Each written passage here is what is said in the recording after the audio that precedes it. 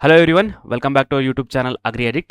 So before Rupa starts sharing her preparation strategy for this CSIR-NET exam in subject Life Sciences, I just want to give you a quick update on the recent notice that is released by the UGC.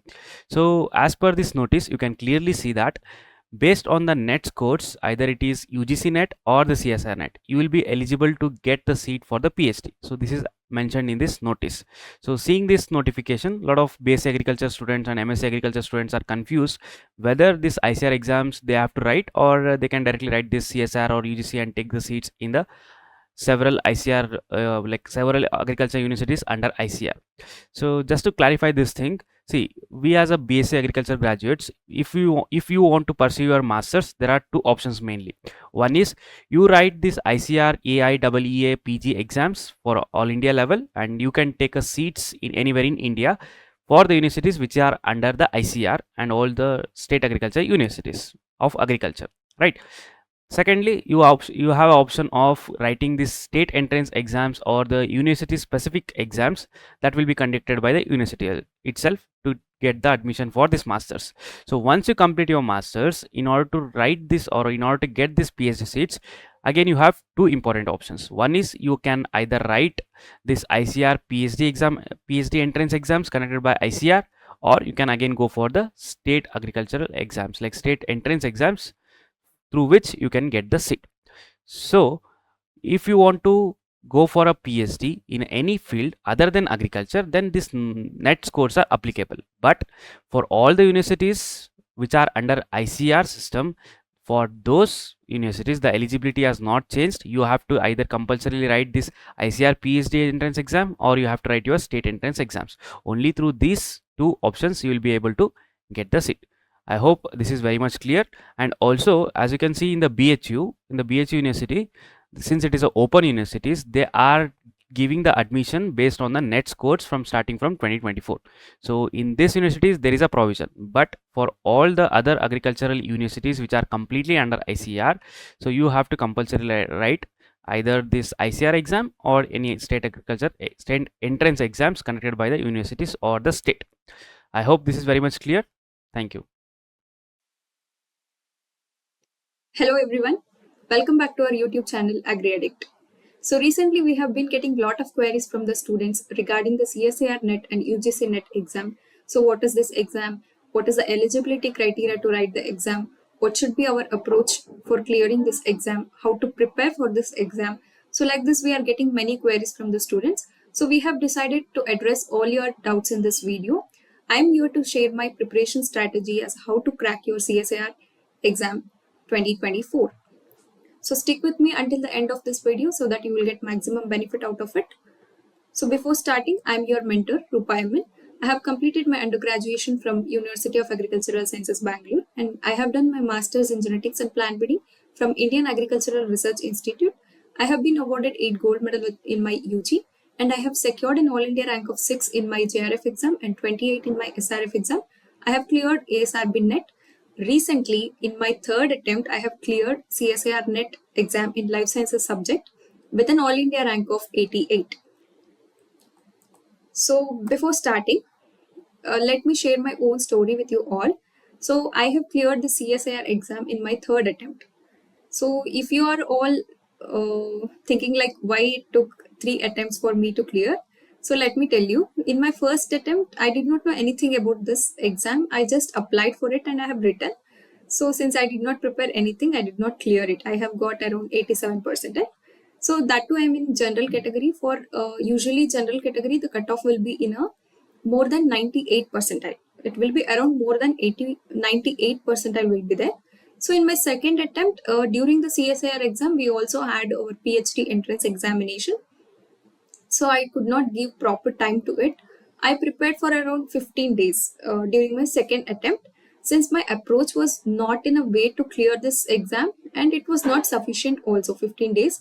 So I could not able to clear it. I have secured around 97.5%, even though that was not sufficient since cutoff was 98.5%. So in my third attempt, I had around exactly 1 month, 15 days time for this exam. So I was very determined that I should get it cleared this time. So I made a thorough planning for about 1 month as how to clear this subject, overall subject, and then in 15 days how to revise it. So because this exam is all about your precision, so without precision you can't clear this exam, because let me say you are given with the 5 statements about a question. So if you are very sure about the 4 statements but you are not sure about any one of the statement, then there is a chance that you might lose 4 marks to it. That's how precise you should be in this exam. It's all about your precision, and it's all about your dedication, and what subject you will choose in this exam will matter for your success. So you don't have to cover everything in this. You can target a minimum number of concepts in this and also get cleared with the exam. So let me get started. So as you all know, CSIR is nothing but it is a Council of Scientific and Industrial Research. So in this, the exam will be conducted in 5 major subjects. In that, we are majorly concentrated on life sciences. So before starting, let me tell you a brief introduction about this exam, what will be the exam pattern and all. So this test will be conducted twice a year, once in June and once in December. And the mode of examination will be computer-based test. And kind of questions will be, it is a mostly MCQs will be there. And medium of test is English and Hindi, whichever you feel comfortable, you can select that. And the time duration for this exam, you will have a 3 hours duration. And the validity of the exam result after your exam has been announced, you will be having a 2 years validity for availing the fellowship under this CSIR exam. So fellowship under this will be categorized into CSIR JRF fellowship and then UGC JRF fellowship and NET. So whoever has qualified under the NET will not be eligible for fellowship. They will only be eligible for the assistant professorship. So fellowship details, it will be for about 5 years your fellowship will be there. And the first 2 years you will be getting 37,000 per month along with your HRA. In the next, that is 3 years onwards, you will be getting 42,000 along with HRA per month. So in addition to this, you will get a contingency amount of about 20,000 per year. So let me share a pattern of this exam. So this exam will consist of 3 parts: Part A, Part B, and Part C.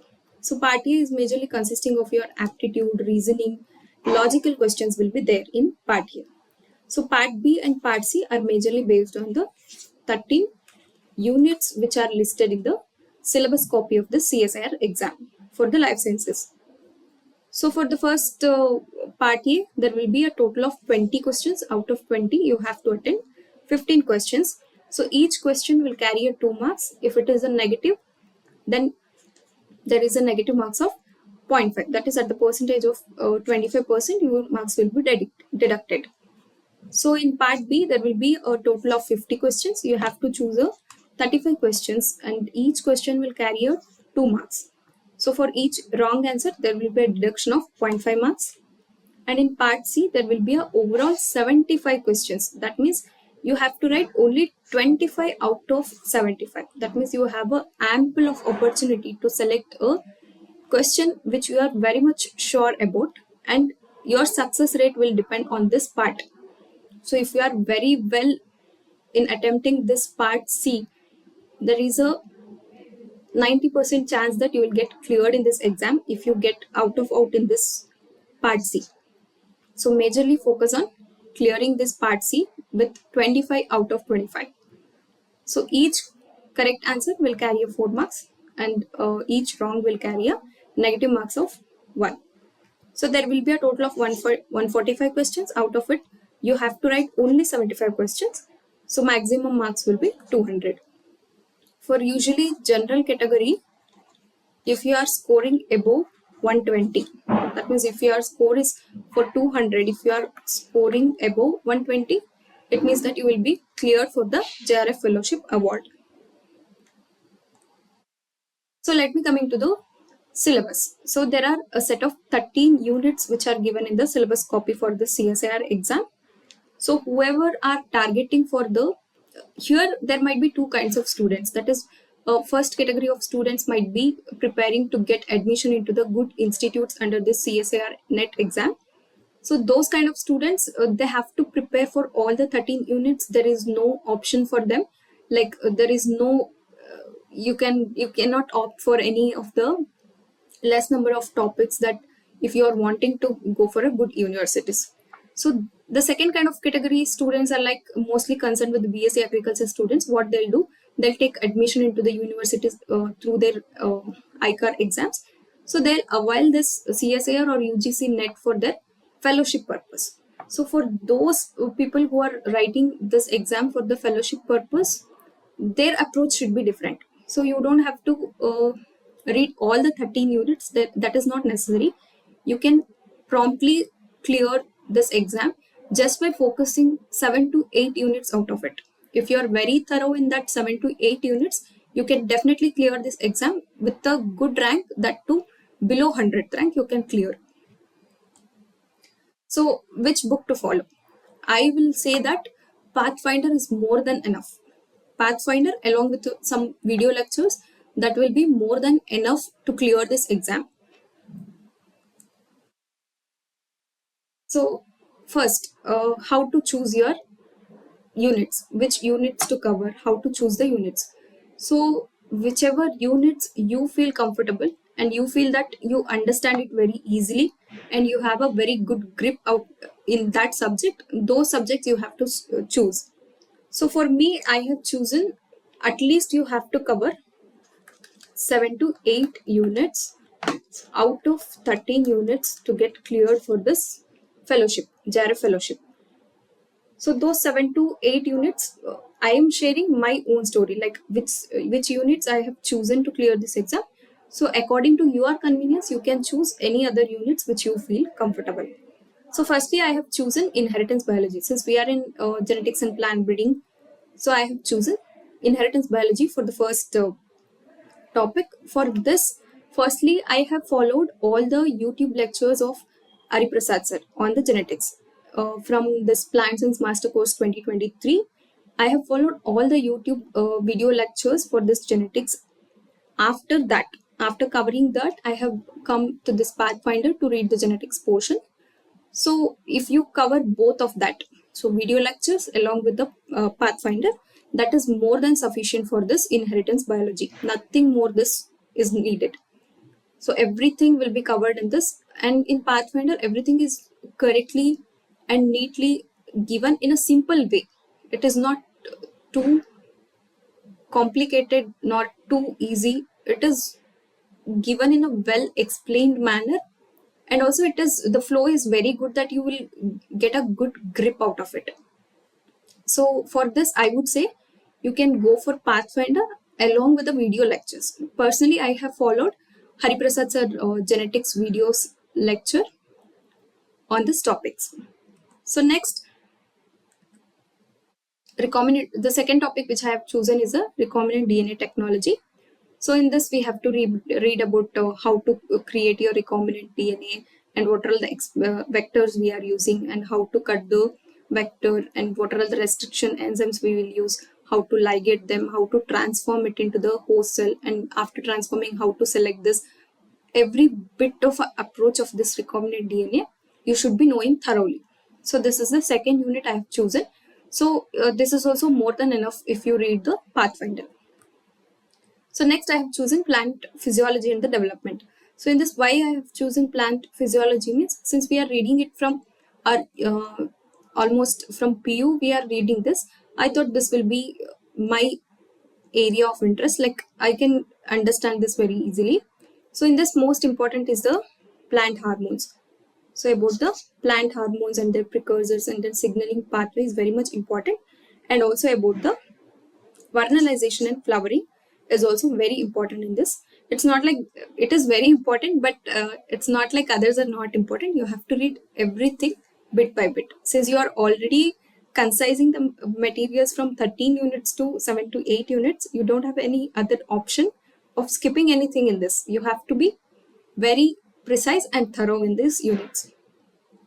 So next, ecology and evolution. This is like a easiest topics you can get in the CSIR exam. So if you cover this, and also where you can score maximum marks, these units are like that. You can score maximum marks, and also it is very easy to cover also.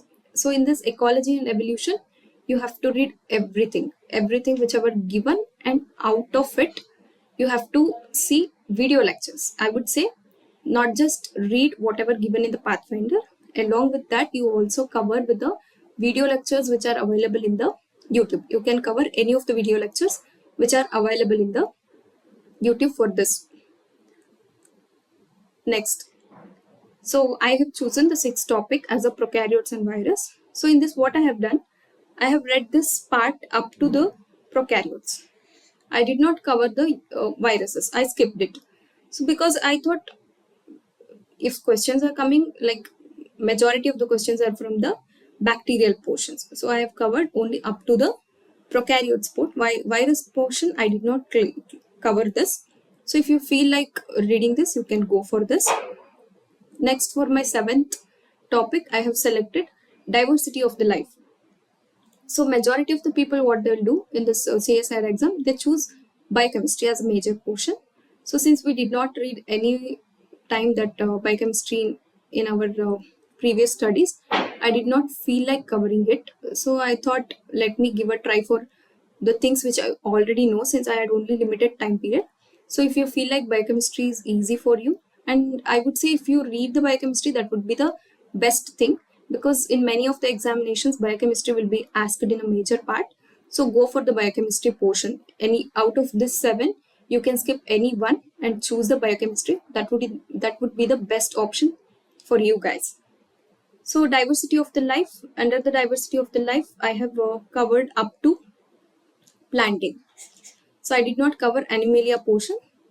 So if you are very comfortable with this animalia portion also, you can cover this. So next comes additional things to cover.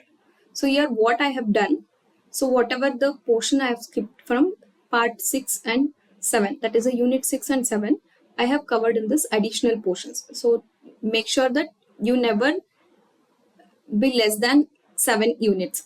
That should be your approach. You can skip the parts you are not feeling comfortable, but make sure that you compensate that part from somewhere else. So read some of the portions so that you compensate for that. So for this, I have read about the cell structure and functions. So in this, you have to read about the cell organelles. So this is also one of the most basic thing they can ask, and you are also reading from your PU itself. So this will be important and also easy to understand. So you can read the cell structure and function.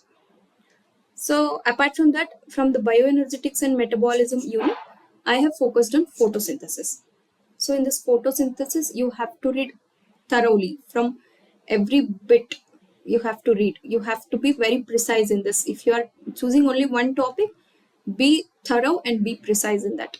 So you have to read everything like light reaction, dark reaction, PS1, PS2, and your photorespiration, C2 cycle, C3, C4, and CAM pathway. Everything. What are the inhibitors which inhibit this photosynthesis mechanism? So everything you have to read in this. So for the developmental biology, so this will be covered in the genetics portion itself. So, but in Pathfinder, it is not mentioned in a detail. Straight away, they have given how the development will take place in the Drosophila, and for Caenorhabditis elegans, they have given a very less information. So I'm saying for the developmental biology, it is not sufficient in Pathfinder. For this, you have to follow certain video lectures about induction, specification, commitment, and how the vulva development will take place, and how the commitment phase will be there, and how the differentiation will take place, how multicellular Caenorhabditis elegans will come. So like this, a different approach is there from base to the developmental phase. There is a complete sequence is there in Caenorhabditis elegans that you have to cover from the video lectures. So I would say developmental biology is one of the easiest topics. So you have to target this topic. This is the easiest thing to score. So these are the things I have covered to score around 119 marks for a 200. So I have got a 99.6 percentile in my third attempt with an All India rank of 88 in Life Sciences subject. So additionally, I want to share with you all that this exam is all about three things. One, firstly, which are all the topics, those 7 to 8 topics you choose to cover. Nextly, the questions you choose to answer in the examination hall. Out of 75, you have to answer only 25 questions. So that decides your success rate. Okay. And how well, thirdly, and how well you revise the things. Without revision, you can't be very precise in this 25 questions. First, choose your 7 to 8 topics precisely, and then read thoroughly, and then revise, and then attempt this 25. So you have to get 25 out of 25. That should be your target. So part A, you will all be attempting it nicely. At least out of 15, you would be able to score 10 to 12. That would be more than enough. Out of 35 questions in the part B, if you are able to score around 30 questions, that would be more than enough. But for part C, you should score 25 out of 25. So, and one thing to avoid in this exam, I would say, even if you have read completely, if there are statement-wise questions from genetics, and there are around 5 statements like A, B, C, D, E, there are 5 statements, and there are different options like A, B are correct, A, B, C are correct, A, B, D are correct. Like if you encounter with this kind of questions, try to avoid them, because even though you are very sure about it, sometimes they will go wrong. So instead of that, you can go for the match the following. That will be very easy part to score. If you encounter any of the match the following kind of questions, try to attend them. So try to avoid these kind of questions which are having 5 to 6 multiple statements, and try to choose the questions which are in a match the following format, and that too having only one correct match. So these kind of questions you have to choose precisely. That is where your success will depend. So additionally, this time, since they have given a notification that your UGC NET or a CSIR-NET exam will be used for the PhD admissions. So since they have released this notification, since the result will be this time, result will be given in 3 categories. So category 1 will be eligible for JRF award letter, and then appointment for the PhD admission, and assistant professorship will also be eligible. So in category 2, it is not eligible for the JRF fellowship. They will be eligible for the assistant professorship as well as the PhD admission. In category 3, they will be only eligible for the PhD admission. So if you want to get an admission in a very good universities, you have to be in the category 1. So if you are aiming for the fellowship also, you have to be in a category 1 for this. That's it about my preparation strategy of this CSIR exam. So if you have any particular queries about this exam, comment on this video. We will try our best to answer your queries. Soon we will also be launching a crisp and a concise study material and the video lectures for this CSIR NET exam from the upcoming cycle. So stay tuned and subscribe to our YouTube channel for all the latest updates. Thank you.